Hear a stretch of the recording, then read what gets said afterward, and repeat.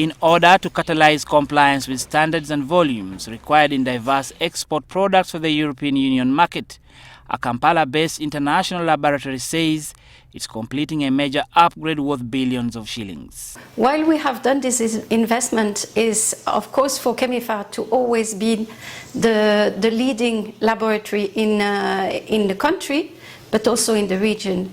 And this new equipment is, for example, to test pesticides according to the MRLs, the maximum residue limits that are set by the EU. For example, an GCMS for analyzing pesticides, but also an MPAES for analyzing heavy metals.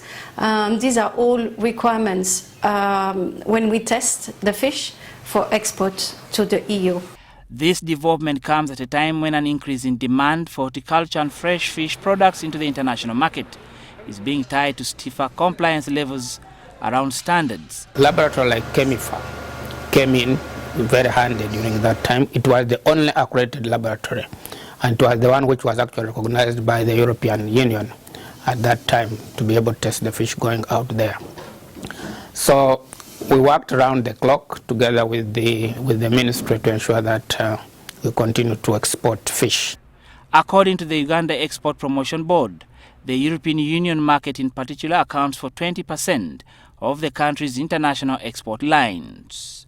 Sometimes the cost of big laboratory equipment and the cost of construction of laboratories has been a cost, but we thank government that they were able to give funds to UNBS. UNBS has now very good laboratories, and also working with the private players. They have licensed more private players, including Chemiphar.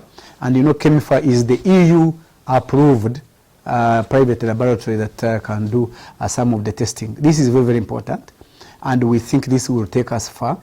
Reina Ojon, NTV Business.